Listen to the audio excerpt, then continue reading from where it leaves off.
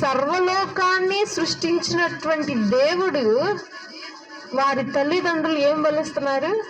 పావురాలను బలిస్తున్నారు. అంటే కటిక బీదత్వం. ఆ కటిక బీదత్వాన్ని యేసుక్రీస్తు ప్రభువారు మన కొరకు ధరించి ఉన్నారు. దానికి మనము ఏం సంపాదించుకున్నాం? అట్టి దారిద్ర్యము ఆయన పొందినందుకు మనకు కలిగినటువంటి లాభం ఏమిటో గమనిద్దాం. యోహాను రాసిన పత్రిక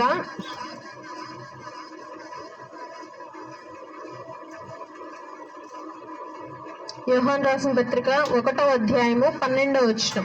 యోహాను రాసిన పత్రిక 1వ అధ్యాయము 12వ వచనం.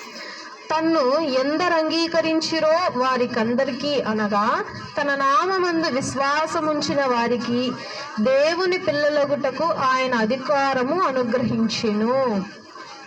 ఏమవుతారు? దేవుని పిల్లలవుతారు. ఎప్పుడవుతారు?